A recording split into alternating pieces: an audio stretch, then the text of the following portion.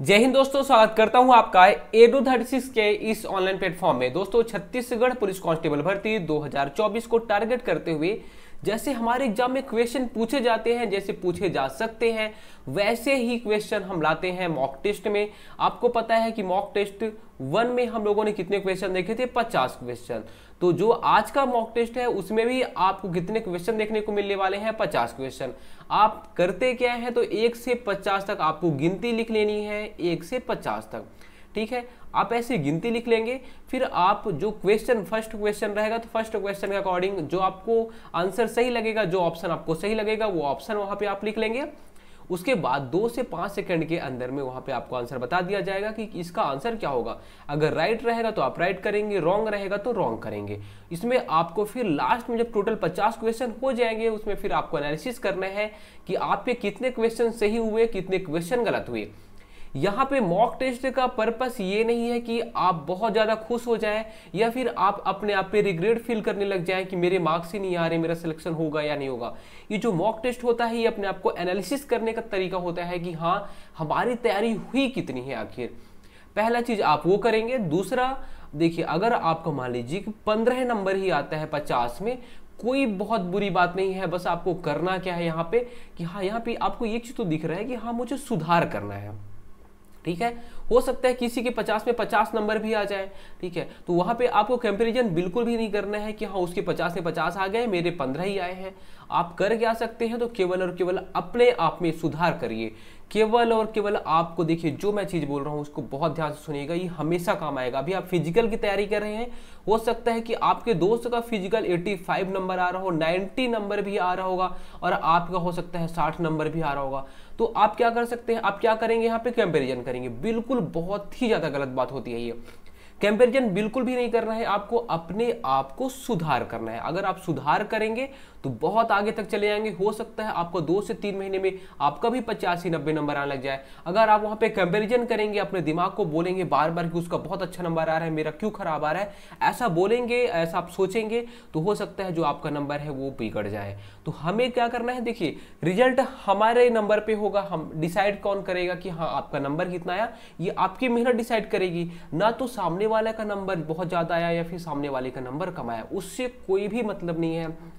केवल और केवल यहाँ पे आपको इम्प्रूव करना है और अपनी गलतियों से सीखना है, गलतियों को देखना है।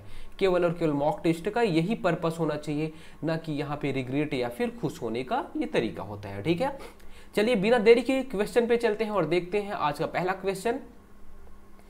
छत्तीसगढ़ बेसिन किस युग की शैलों से बना है? गोंडवाना, कडप्पा, दक्कन ट्रैप या फिर विंध्यन? जो छत्तीसगढ़ बेसिन है किस युग की शैलों से बना हुआ है, ये आपको बताना है।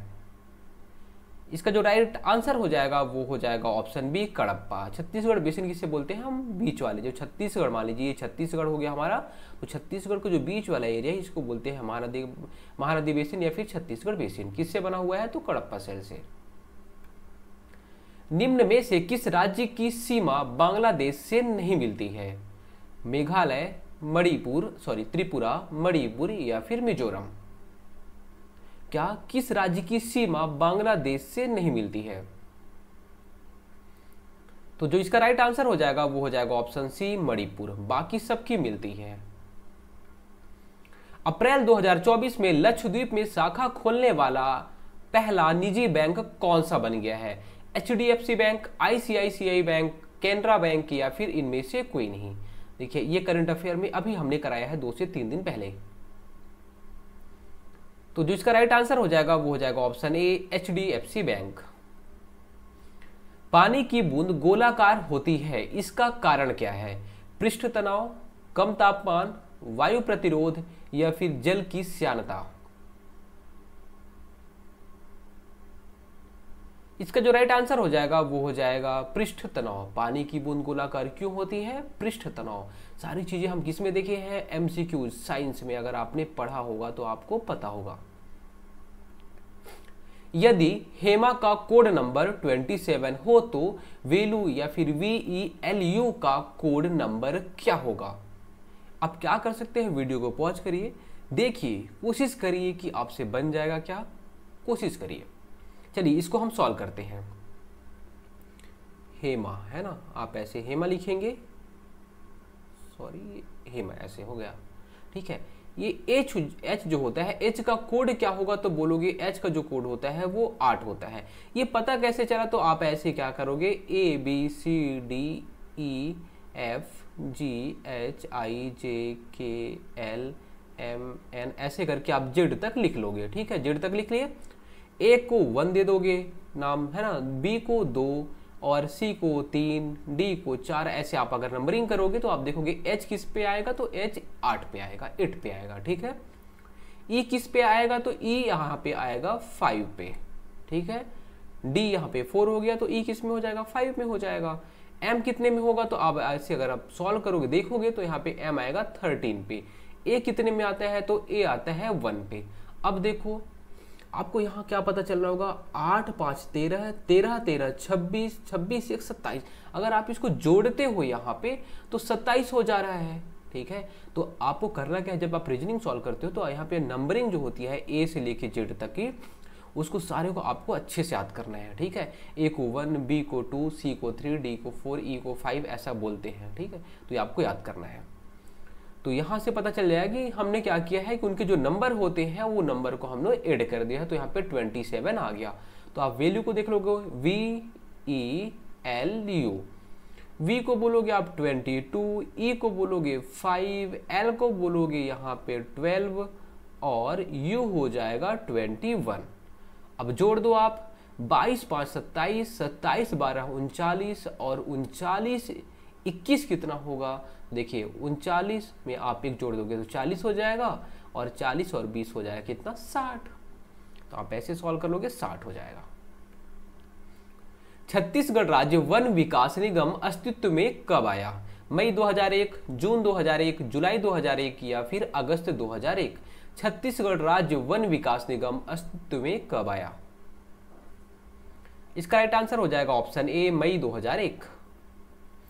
कोटमी सोनार क्यों प्रसिद्ध है, भालू संरक्षण के लिए, मगरमच्छ संरक्षण के लिए, पहाड़ी मैना संरक्षण के लिए या फिर वन भैंसा संरक्षण के लिए। तो जो इसका राइट आंसर हो जाएगा वो हो जाएगा ऑप्शन बी, मगरमच्छ संरक्षण के लिए। कोटमी सोनार है कहां पे, तो जांजगीर चांपा में। निकट दृष्टि दोष को ठीक किया जाता है, कौन सा लेंस को प्रयोग करोगे, तो उत्तल लेंस प्रयुक्त करके, अवतल लेंस प्रयुक्त करके, समतल अवतल लेंस प्रयुक्त करके या फिर समतल कांच प्रयुक्त करके। निकट दृष्टि दोष, निकट का दिखता है फिर भी दोष है, मतलब दूर का नहीं दिखेगा, ठीक है। आपको याद रखना है, निकट दृष्टि दोष मतलब निकट का दिख रहा है लेकिन दूर का नहीं दिख रहा है, मतलब तभी तो दोष हुआ। चलिए, निकट दृष्टि दोष में हम कैसे ठीक करते हैं, तो आपको पता होगा अवतल लेंस से। कैसे, अवतल लेंस से। मैंने इसका एक ट्रिक बताया था। क्या ट्रिक बताया था, अगर दूर दृष्टि दोष है तो हम लोग बोलते हैं ना उद्दे उद्दे उद्दे, मतलब उत्तल लेंस प्रयोग करेंगे तब। अगर वही का निकट दृष्टि दोष है तो हम कैसे, अवतल, आओ मतलब आओ आओ आओ पास आओ, है ना। तो यहां से हमने ये ट्रिक से याद किया था। चलिए, संविधान सभा में सदस्यों का चुनाव कैसे हुआ था, सीधे जनता द्वारा, भारतीय राष्ट्रीय कांग्रेस के नामांकन द्वारा, भारतीय राज्यों के शासकों से नामांकन द्वारा या फिर प्रांतीय सभाओं द्वारा।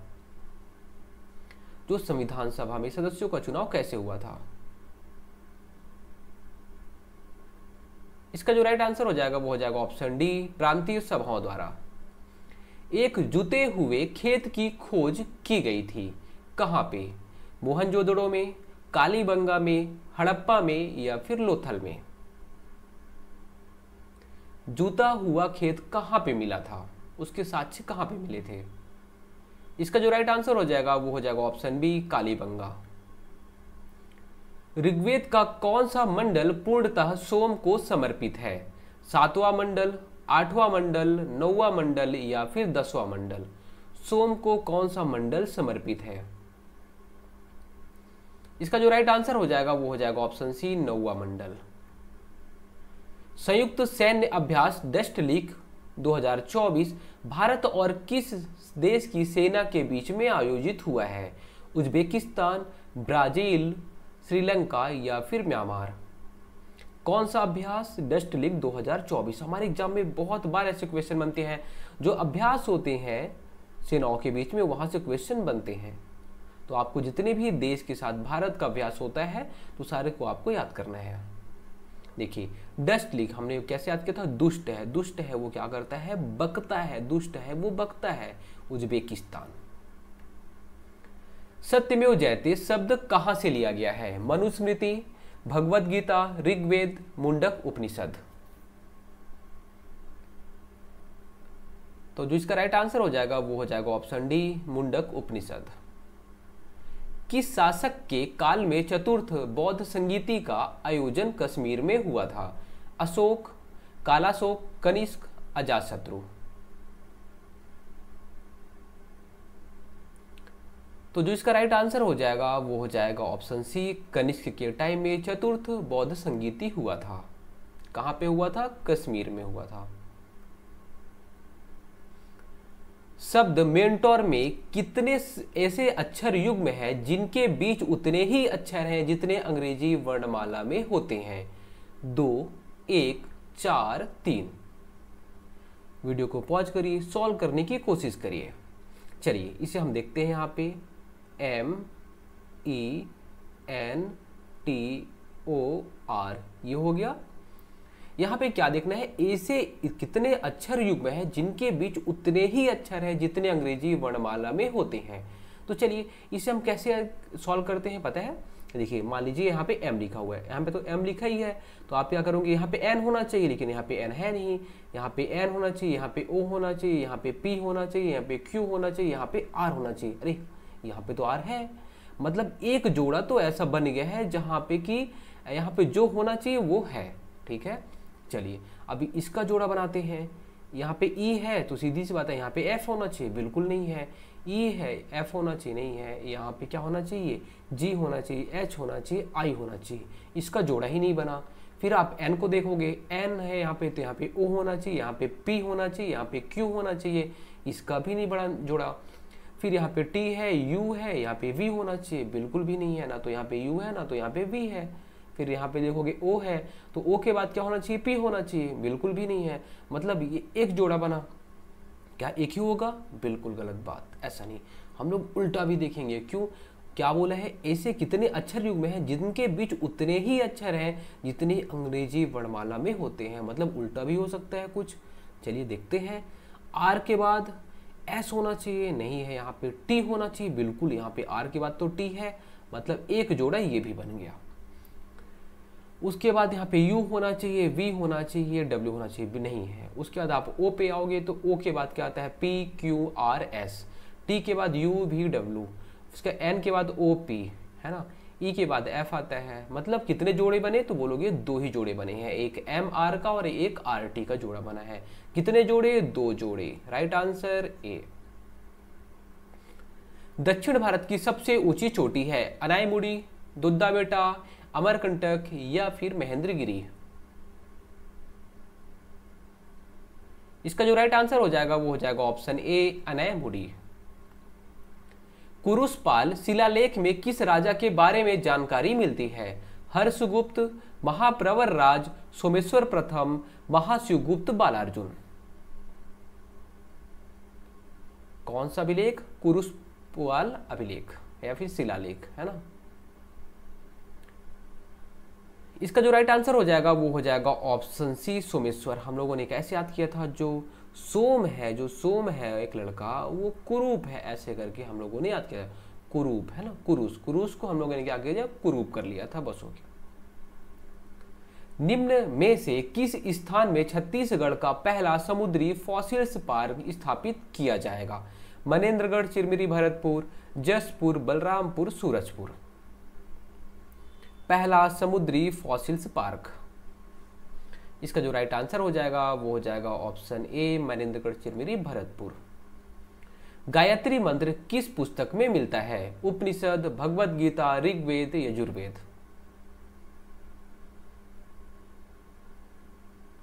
तो जिसका राइट आंसर हो जाएगा वो हो जाएगा ऑप्शन सी, ऋग्वेद। ऋग्वेद के 3रे मंडल में।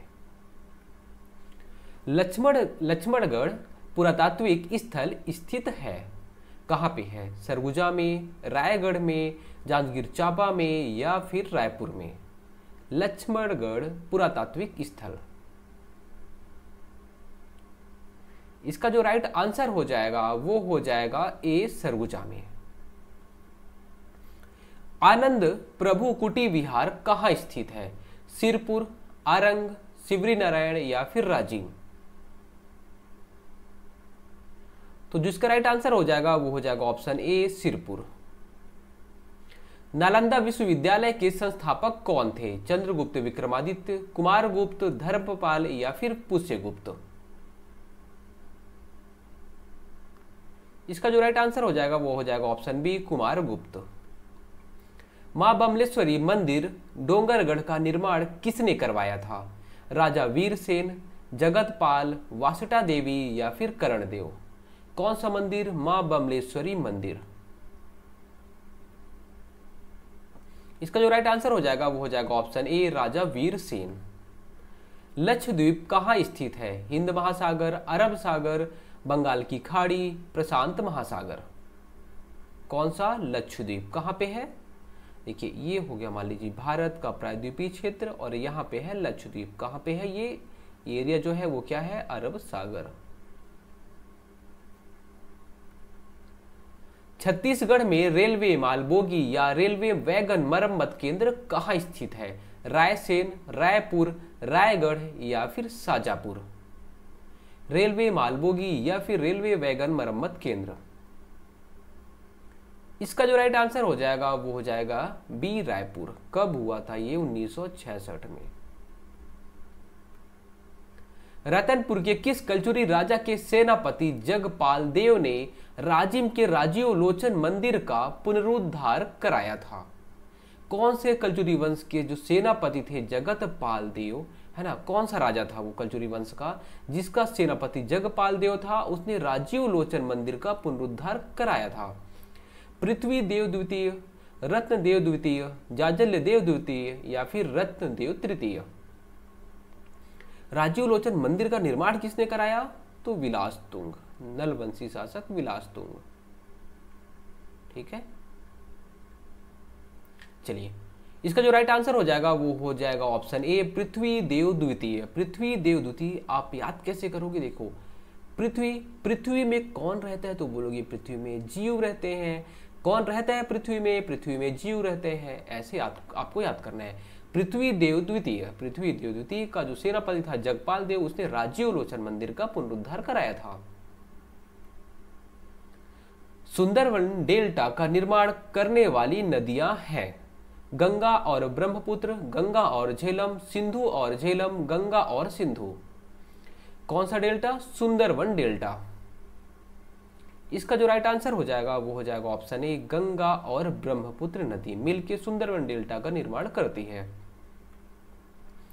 निम्नलिखित में से भारत के पूर्वी तट पर स्थित सबसे बड़ी लैगून झील कौन सी है? पुलिकट, कोलेरू, चिल्का या फिर किलीवेली। पूर्वी तट पर स्थित भारत की सबसे बड़ी लैगून झील। ये भारत की ही नहीं संपूर्ण एशिया की बात हो रही है। एशिया में भी सबसे ज्यादा खारे पानी की लैगून झील यही है। कौन सी है? ऑप्शन सी चिल्का झील। एक परीक्षा में कुल 65% विद्यार्थी उत्तीर्ण हुए। यदि अनुत्तीर्ण विद्यार्थियों की संख्या 420 है तो विद्यार्थियों की कुल संख्या कितनी है? वीडियो को पॉज करिए, सॉल्व करने की कोशिश करिए कि सॉल्व होगा या नहीं होगा। ठीक है, आप पहले कोशिश करिए, उसके बाद यहाँ पे देखिएगा आगे क्या हुआ। 65% लोग पास हो गए, मतलब उत्तीर्ण हो गए। तो आप बोलोगे कितने परसेंट लोग फेल हो गए? देखिए कोई भी चीज कितना होता है तो बोलोगे कि 100% होता है भाई, 100%। जो भी स्टूडेंट रहेंगे पूरे क्लास में 100% रहेंगे। 65% पास हो गए तो कितने परसेंट फेल हो गए? तो आपको इतना तो पता होगा कि 35% फेल हो गए। कितने परसेंट फेल हो गए? 35% फेल हो गए। समझ में आ गया? चलिए, यदि अनुत्तीर्ण या फिर अनुत्तीर्ण को ही हम फेल बोलते हैं तो फेल विद्यार्थियों की संख्या जो है वो 420 है। कितनी? जो ये 35% है वो कितने हैं? 420। कितने हैं? 420। तो देखिए 35% की जो वैल्यू है 420 है, तो 1% का कितना हो जाएगा, बोलोगे 35% या फिर 35 यूनिट के बराबर 420 है, तो 1 यूनिट कितना हो जाएगा 420/35, जैसे हम बचपन में सॉल्व करते थे, है ना। अब हमें क्या करना है, विद्यार्थियों की कुल संख्या ज्ञात करनी है। कुल संख्या कितनी, 100%, तो आप यहाँ पे 100 का गुणा कर देंगे, है ना। अब देखिए 5 सत्ते 35 और यहाँ पे इसको गुणा कर दीजिए, यहाँ पे 5 दूनी 10, 5 0, फिर 7 से इसको 7 एक कम, 7 छक्के 42 और ये 0, यहाँ पे 0 2 ठो है, तो आप यहाँ पे 2 0 लास्ट में लिख लोगे, और 2 छक्के कितना होता है 12 होता है, 1200 राइट आंसर हो जाएगा ऑप्शन सी।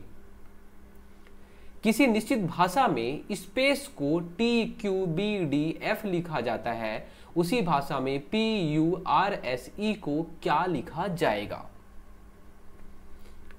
देखिए अब आप क्या करेंगे, फिर से वीडियो को क्या करेंगे, वीडियो को पॉज करेंगे और सॉल्व करने की कोशिश करेंगे। चलिए यहां पे आपको लिखना क्या है, स्पेस, ये हो गया स्पेस, ये हो गया TQBDF। देखिए एस के बाद क्या आता है, तो बोलोगे एस के बाद टी आता है ना, ST। उसके बाद देखो P को देखोगे तो P का जो कोड होता है, P के बाद Q आया, एक ही तो जुड़ा है, इसमें भी एक जुड़ गया, इसमें भी एक जुड़ गया। ऐसे आप देखोगे A से जुड़ गया एक ठो, तो क्या हो गया, A का B बन गया। ऐसे ही C का क्या बन गया, D बन गया, मतलब एक जुड़ रहा है सभी में। ऐसे अगर आप P में एक जोड़ोगे तो क्या होगा, तो बोलोगे Q होगा, Q आप लिख लो यहाँ पे। U में अगर आप एक जोड़ोगे तो बोलोगे V होता है, R में एक जोड़ोगे तो बोलोगे S होता है, S में अगर एक जोड़ोगे तो बोलोगे T होता है, E में अगर एक जोड़ोगे तो बोलोगे F होता है। यहाँ पे देखो कौन सा सही है, QVSTF, QVSTF, option C right. यदि मेढक को छिपकली, छिपकली को पक्षी, पक्षी को आसमान, आसमान को पानी और पानी को पहाड़ कहें, तो पक्षी कहाँ पे उड़ते हैं, छिपकली, पक्षी, पानी, आसमान। आपको देखना क्या है, पक्षी उड़ते कहाँ पे हैं, तो बोलोगे पक्षी तो आसमान में उड़ते हैं, लेकिन ये क्या बोलते हैं, मैं आसमान नहीं बोलूंगा, आसमान को मैं पानी बोलूंगा, है ना। तो पक्षी आसमान में उड़ते हैं और ये आसमान को पानी बोल रहे हैं, मतलब पक्षी कहाँ पे उड़ते हैं, पक्षी पानी में उड़ते हैं, ऑप्शन सी राइट आंसर। सबरी मंदिर कहाँ स्थित है, खरौद, शाजापुर, झलप, दंतेवाड़ा। सबरी मंदिर, इसका आंसर क्या हो जाएगा, इसका जो राइट आंसर हो जाएगा वो ऑप्शन ए खरौद हो जाएगा।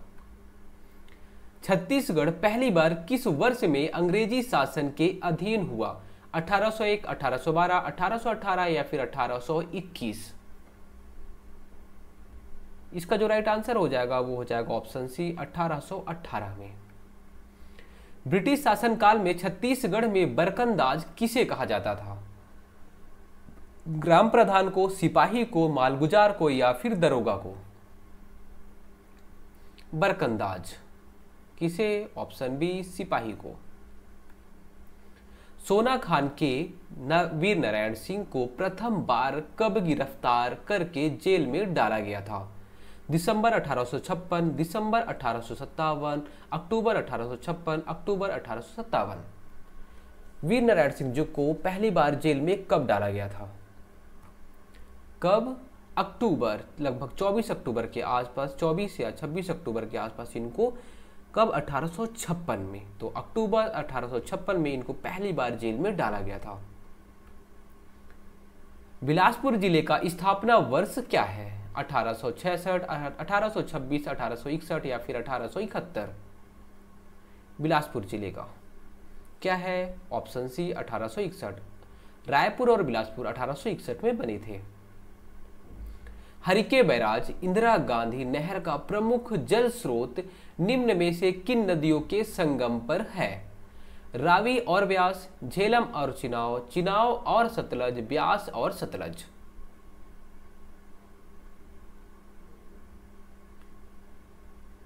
इसका जो राइट आंसर हो जाएगा वो हो जाएगा ऑप्शन डी, व्यास और सतलज। पीली या फिर पीत क्रांति संबंधित है दलहन उत्पादन से, धान उत्पादन से, मछली उत्पादन से या फिर तिलहन उत्पादन से। तो बोलोगे पीला क्या होता है, दाल भी पीला होता है, और यहाँ पे धान भी पीला ही होता है, तो क्या हो सकता है, तिलहन भी पीला होता है। इसका जो राइट आंसर हो जाएगा वो हो जाएगा ऑप्शन डी, तेल, है ना। तेल क्या होता है, तो पीला होता है। तो जो पीली या फिर पीत जो क्रांति है वो किससे संबंधित है, तिलहन से। निम्न में से किसे दक्षिण गंगोत्री के नाम से जाना जाता है। कावेरी नदी का उद्गम स्थल, वह स्थान जहां से पेरियार उत्तर की तरफ बहती है, भारत का प्रथम अंटार्कटिक शोध केंद्र, केरल में रॉकेट छोड़ने का केंद्र। दक्षिण गंगोत्री, इसका right answer option C, Bharat का प्रथम अंटार्कटिक शोध केंद्र। क्वेश्चन 40, निम्नलिखित में से वह छोटी से छोटी संख्या कौन सी है जिसे 6, 9, 15 और 18 से विभाजित करने पर प्रत्येक स्थिति में 4 शेष रहे। आपको करना क्या है, ऐसी कौन सी छोटी से छोटी संख्या है जो कि अगर हम 6 से, 9 से, 15 से और 18 से जब हम भाग दें तो 4 बच जाए। ऐसे क्वेश्चन के लिए हमने क्या बताया था, ज्यादा दिमाग नहीं लगाना है आपको, यहाँ पे सबसे भाग नहीं करना है। करना क्या है, ये बोलते हैं 4 बच जाए, अगर मैं भाग करूं तो आप क्या करो, आप 4 बचाओ ही मत, मतलब 0, मतलब शेषफल कुछ बचने ही नहीं चाहिए। तो अगर 4 नहीं बचाना तो क्या करोगे, आप 4 घटा दोगे सभी से। अगर इसमें आप 4 घटाओगे तो ये 100 हो जाएगा, इसमें 4 घटाओगे तो ये हो जाएगा 104, इसमें 4 घटाओगे तो ये हो जाएगा 90, और इसमें 4 घटाओगे तो हो जाएगा 88, है ना। अब शेष खत्म हो गया। अब अगर हम भाग करेंगे तो पूरा का पूरा भाग जाना चाहिए, है ना। तो 6, 9, 15 और 18 से आपको कौन सी संख्या ऐसी दिख रही है जो कि उसको डिवाइड हो जाएगी, वो डिवाइड हो जाएगी इन सभी नंबर से। क्या 100 6 से डिवाइड होगा, तो बोलोगे बिल्कुल नहीं होगा, 6 100, है ना। फिर 9 भी नहीं होगा, है ना। अब इसको देखो 104, तो आप ऐसे भाग करके देख सकते हो, है ना। यहाँ पे आप देखोगे जब 90 को, तो बोलोगे हाँ 15 छक्के 90 होता है, 9 धिया 90 होता है, 9 में 10 का गुणा करेंगे तो, और 15 छक्के 90 होता है, और 18 पंचे 90 होता है। तो यहाँ से हमें पता चल गया, ठीक है। तो हम क्या करते हैं, जो शेष बोलते हैं हम शेष को पहले इसको घटा देते हैं कि भाई अब शेष बचना ही नहीं चाहिए। जब शेष नहीं बचेगा तो यहाँ से जो भी नंबर दिए रहेंगे इसमें से हम देखेंगे कि कौन सी ऐसा नंबर है जो कि पूरा का पूरा काट देता है, ठीक है। चलिए, विवेक का भाई अमित है, विवेक चंद्रा का बेटा है, विमल चंद्रा के पिताजी हैं, तो अमित का विमल से क्या संबंध है। पोता, दादा, भाई, चाचा।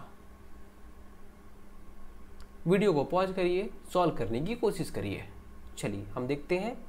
विवेक है, ये है विवेक, और विवेक का जो भाई है ये हो गया विवेक, और विवेक का जो भाई हो गया वो हो गया अमित, ठीक है। ये अमित, यहाँ पे जो प्लस है मतलब वो मेल है, लड़का है।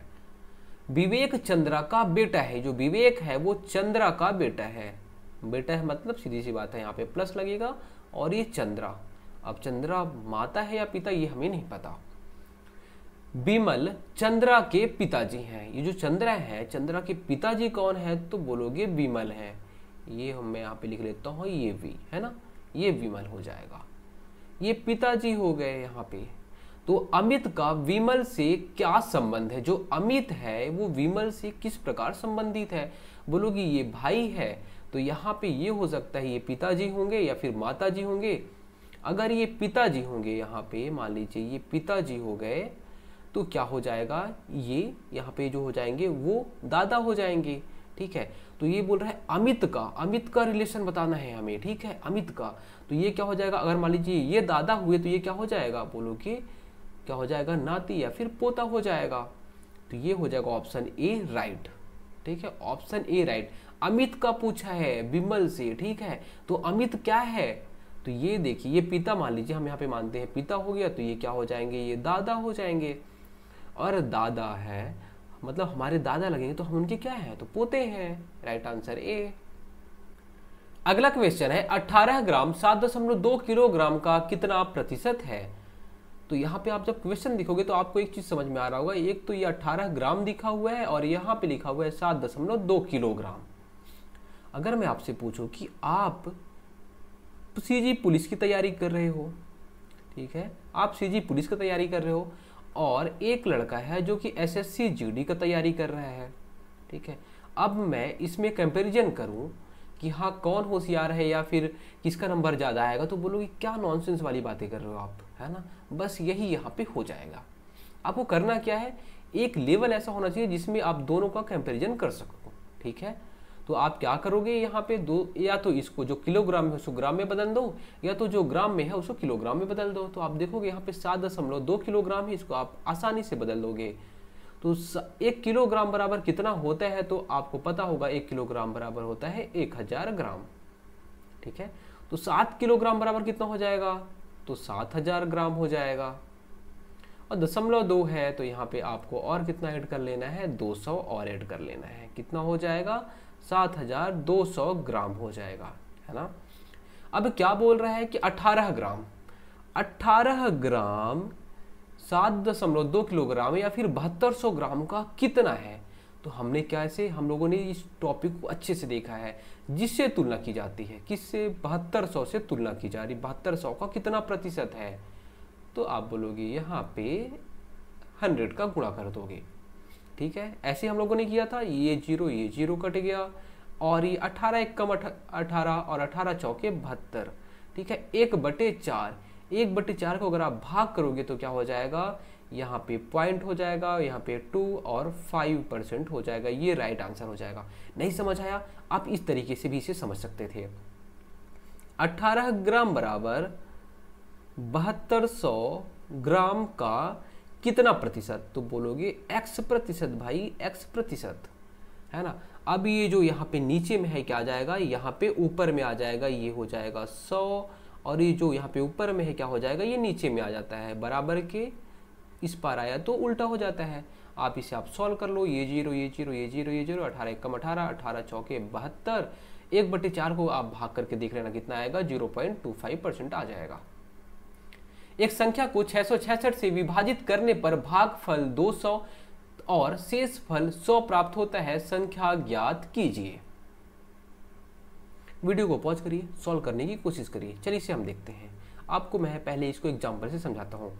मान लीजिए कि 9 है, ठीक है। मैं 9 को अगर मैं 2 से भाग करूँगा तो आप बोलोगे 2 चौके 8 होगा, और यहाँ पे 1 बच जाएगा, ठीक है। तो अगर मैं यहाँ पे देखूं कि 2 गुणित 4 धन 1 कर लूँ तो हमें ये संख्या मिल जाती है, ठीक है। इसे क्या बोलते हैं, तो भाज्य बोलते हैं। क्या, भाज्य। इसे भाजक बोलते हैं, इसे भागफल बोलते हैं, इसे शेष बोलते हैं। तो हम लोगों ने किया क्या, तो भाज्य बराबर देखा कि जो भाजक होता है, भाजक क्या है, 2 है, तो भाजक गुणित भागफल धन शेषफल होता है, हमेशा यही होता आया है, ठीक है। इसमें भी आप जस्ट इसको फिट कर दो। भाज्य हमें पता ही नहीं है कौन सी संख्या है, बिल्कुल नहीं पता, हम लिख देंगे ऐसे। भाजक क्या है, तो बोलोगे भाजक, तो यहाँ पे आपको दिख रहा होगा 666 से विभाजित करना है, मतलब 666 हो गया। भागफल कितना है, 200 है। शेषफल कितना है, तो 100 है। बॉड मास रूल, आप पहले क्या करोगे, गुणा वाले को सॉल्व करोगे। तो 2 छक्के, देखिए पहली बात तो यहाँ पे 2 जीरो है, तो आप 2 जीरो लिख लो ऐसे। अब देखो 2 छक्के 12 हो गया, 2 छक्के 12 1 13 हो जाएगा, 2 छक्के 12 1 13 हो जाएगा। और यहाँ पे 100 जोड़ दो, 100 जोड़ दोगे इसको जो यहाँ पे लिखा हुआ है, तो कितना हो जाएगा, 13300। राइट आंसर क्या हो जाएगा, ऑप्शन बी। राकेश शर्मा के बाद अंतरिक्ष में जाने वाले दूसरे भारतीय कौन बनेंगे, गोपीचंद थोटाकुरा, राहुल सिंह, अभिनव जायसवाल या फिर अक्षय भाटिया। बताइए, अभी करंट में ये क्वेश्चन हमने बताया था। इसका जो राइट आंसर हो जाएगा वो हो जाएगा ऑप्शन ए, गोपीचंद थोटाकुरा। कहाँ के हैं ये, आंध्र प्रदेश के रहने वाले। कहाँ के, आंध्र प्रदेश के रहने वाले हैं ये। यदि ए की आय बी की आय से 25% अधिक है तो बी की आय ए की आय से कितने प्रतिशत कम है। मैं बोलता हूं ये हो गया ए, ये हो गया बी। क्या बोल रहा है, ए की आय बी की आय से 25% अधिक है, मतलब अगर मैं मानता हूं कि बी जो है, बी के पास 100% है, तो ये जो ए है इसके पास 25% अधिक है, मतलब 125 रुपए। इसके पास अगर 100 रुपए तो इसके पास 125 रुपए। अब क्या बोल रहा है ये कि बी की आय ए की आय से कितने प्रतिशत कम है। यहाँ पे आप एक गलती कर दोगे, क्या करोगे, बोलोगे जो बी की आय है और ए की आय है, इसमें अगर मैं देखता हूँ तो सीधा सीधा क्या हो जाता है, 25% कम दिख रहा होगा। गलत बात, ऐसा नहीं होता। देखिए पहली बात हम लोगों ने यहाँ पे क्या किया, तो हम लोगों ने एक 100 माना, दूसरे को क्या किया 25% अधिक है करके हम लोगों ने यहाँ पे कर लिया। लेकिन जब इसमें हम कंपैरिजन करते हैं तो क्या देखते हैं, आपको ये तो दिख गया कि हाँ 25 कम है, ठीक है। कितना कम है, तो जो बी की आय है ए की आय से कितनी कम है, तो बोलोगे 25 कम है। कितना, 25 कम है। लेकिन ए की आय से बोल रहा है कि किसकी आय से, तो ए की आय से 25 कम है। तो आप जिससे तुलना की जाती है, हम लोगों ने देखा था क्लास में, जिससे तुलना की जाती है उसे हम नीचे में लिखते हैं 125, और प्रतिशत में बताना है इसलिए हम यहाँ पे 100 कर देंगे। 25 से कम 25, 25 पंचे 125 है ना, 5 एक कम 5 दूनी 10, 0। अगर आपने थ्योरी क्लास लिया होगा मैथ्स वाला मैराथन, तो आपको ये सब कुछ समझ में आ गया होगा। वर्ष 2024 में एटीपी रैंकिंग इतिहास में नंबर 1 का स्थान हासिल करने वाले दुनिया के सबसे उम्रदराज खिलाड़ी कौन बन गए हैं? राफेल नडाल, नोवाक जोकोविच, रोजर फेडरर, या फिर इनमें से कोई नहीं। इसका जो राइट आंसर हो जाएगा वो हो जाएगा ऑप्शन बी, नोवाक जोकोविच। चंद्र ग्रहण कब होता है? कब होता है? चंद्रमा पृथ्वी व सूर्य के बीच में आ जाता है तब, पृथ्वी चंद्रमा व सूर्य के बीच में आ जाता है, सूर्य पृथ्वी व चंद्रमा के बीच में आ जाता है, या फिर सूर्य और चंद्रमा एक ही स्थान पर होते हैं तब। चंद्र ग्रहण कब लगेगा? चलिए हम लोगों ने इसे अच्छे से देखा है एमसीक्यूज वाले में। यहाँ पे मैं थोड़ा सा बता देता हूँ। ये सूर्य है, ये मान लीजिए चंद्रमा है, ठीक है, ये चंद्रमा, ठीक है। तो मान लीजिए अगर यहाँ पे पृथ्वी रहेगी, तो जब ये यहाँ पे अंधेरा रहेगा, जब रात होता है तो हम लोग देखते हैं तो ये जो सूर्य है, सूर्य की लाइट इसमें पड़ती है, रिफ्लेक्ट होके यहाँ पे आती है। तभी हम लोग जब रात में सोए रहते हैं छत पे तो बोलते हैं देखो देखो चंद्रमा दिख रहा है। क्यों? क्योंकि सूर्य की लाइट यहाँ पे पड़ी, वो रिफ्लेक्ट होके आई, तब हमें पता चला। अब गलती क्या हो गई, जो पृथ्वी है वो यहाँ पे आ गई, पृथ्वी यहाँ पे आ गई, तो यहाँ पे क्या लाइट रिफ्लेक्ट होगी? क्या बोलोगी? चंद्रमा तक तो पहुंच ही नहीं पाई क्योंकि बीच में पृथ्वी आ गया। तो यही हो गया, जब पृथ्वी सूर्य और चंद्रमा के बीच में आ जाती है, जब पृथ्वी सूर्य और चंद्रमा के बीच में आ जाती है तब चंद्र ग्रहण लग जाता है, मतलब चंद्रमा हमें नहीं दिखता। हाइग्रोमीटर से नापा जाता है वातावरणीय आर्द्रता, वातावरणीय दाब, उच्च ताप, वायु वेग। इसका राइट आंसर हो जाएगा वातावरणीय आर्द्रता। छत्तीसगढ़ में बागवानी, कृषि एवं चाय की खेती करने के लिए किस मृदा को उपयुक्त माना जाता है? लाल पीली, है ना, काली, लैटेराइट, या फिर जलोढ़ मृदा। काहे के लिए? तो बागवानी, कृषि और चाय की खेती के लिए। इसका राइट आंसर हो जाएगा ऑप्शन सी, लैटेराइट। कहाँ पे पाई जाती है? मुख्यतः सरगुजा संभाग में और जसपुर वाले क्षेत्र में। आज का हमारा लास्ट क्वेश्चन, छत्तीसगढ़ में पुत्रा पुत्री विवाह का आयोजन किस तिथि पर किया जाता है? माघ पूर्णिमा, कार्तिक शुक्ल एकादशी, जन्माष्टमी, वैशाख शुक्ल तृतीया। पुत्रा पुत्री विवाह जिसे हम क्या बोलते हैं? अक्ति, ठीक है। कब होता है? तो वैशाख शुक्ल तृतीया। अब आपको करना क्या है, 50 क्वेश्चन में आपके कितने क्वेश्चन राइट हुए, अब आपको कमेंट करके बताना है।